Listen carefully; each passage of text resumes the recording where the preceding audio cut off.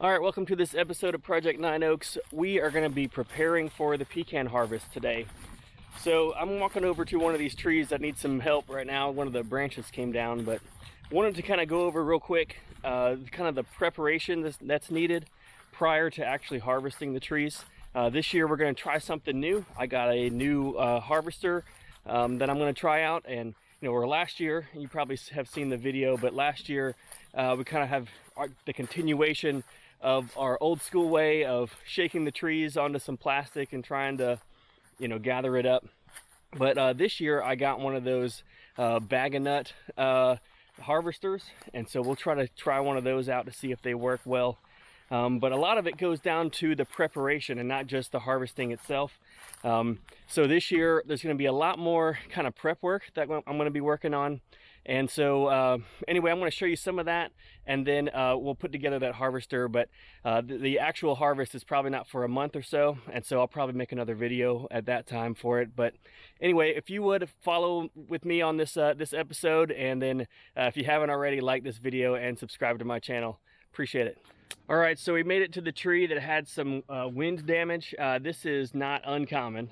This happens quite a bit. It's a little sad every time it happens. So, a lot of work goes into these trees, and when a big branch falls down, it's not, it's something that kind of hurts a little bit, I guess. So I got to work on this before I get started on some of the ground prep. But anyway, what I wanted to go over first was some kind of the timeline it takes to kind of prep these trees. Just so it helps you out. It's not something you prepare for just a few weeks beforehand. There's a lot that goes into it, and if you kind of take your time and think about it, months in advance, it can really help you out during the harvest itself. So what I have is, we have about 90 trees here or so, and so that level is probably just quite not enough to buy a lot of the professional grade orchard equipment. And so that stuff is many thousands of dollars. It's just not enough money in this to warrant that. So what I've been doing is doing a lot more manual labor, and also using equipment that's kind of smaller scale. It kind of works, but it's a lot of trial and error. So when I get started with this harvest, the main thing I start with, the first thing I start with is to clear the ground around the tree with an herbicide spray. And I do that anyway in the springtime, and just kind of in general to keep the weed from competing with the trees, keep the weeds and grass from doing that, and they'll get compete for nutrients and water, things like that. So I have a 12-foot radius spray around the tree that I do in August. And so what that does, kills all that grass and weeds that have come up in the summertime, and takes them a little bit to die down. And then by the time you're getting into like October, there's nothing there. It's just dead grass or weeds, or it's just kind of bare dirt. So so that's the first thing, is in August, kind of mid-August or so, I do that spray. Then just kind of standard stuff, watering and things like that. But then to prepare for the harvest again, I do my last bush hog of the orchard sometime in late September or so, early October, something like that.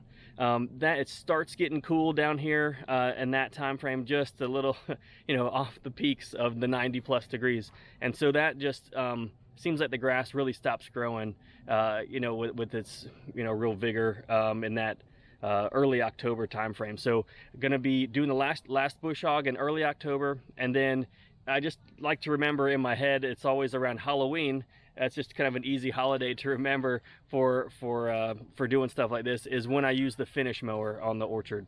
So the finish mower I have on the tractor, I've been starting it a little bit today, but I'll show you guys what that looks like. And the finish mower, just go around, mow all the grass down as low as you can.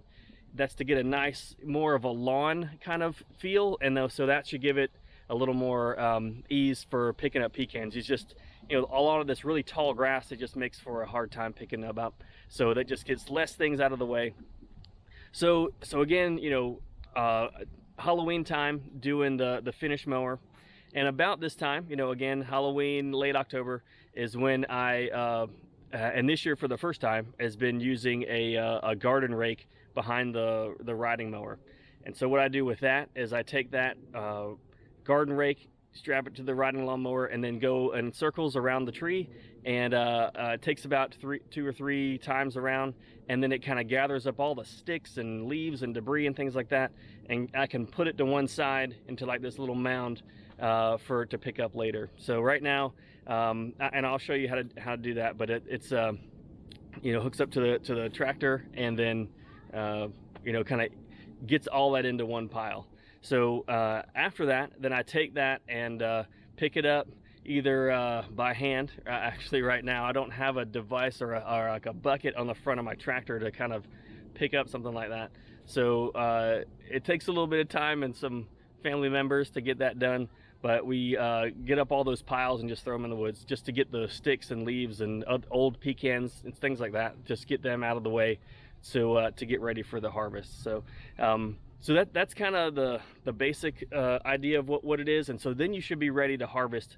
I try to do a lot of this, you know, based on Halloween or based on a holiday that's easy to remember, but you can also look at the pecans themselves. I like to do it when they're starting to, that shuck is starting to crack open. It still is likely green, but it'll you can start seeing the pecan inside. And when that is seen, and you can kind of tell it's about to lose, you don't want to wait too long to do the mowing and things like that, or you'll start mowing over a lot of your pecans. You don't want to do it too early, because then the grass will grow up a little bit, and then you'll have taller grass to kind of pick through, and you may have to mow again. So it's worked out really well in our area that, you know, late October is the mowing, and then you know, we harvest about Thanksgiving time, somewhere in there. So anyway, so that's kind of the basic prep work that we do here at the orchard. Again, August is the spray, you know, late September, early October is the bush hog, late October is the finish mower, and raking up and cleaning up underneath the trees to get ready for the harvest.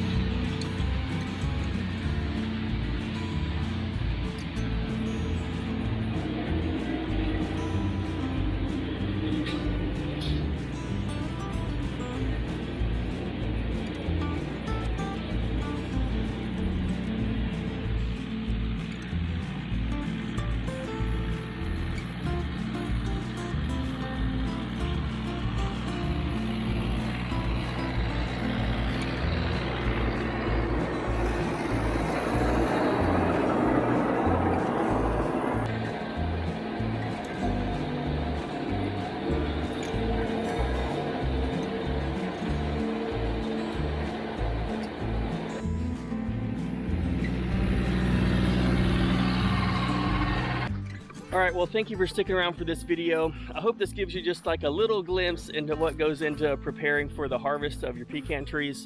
I still got quite a bit to do.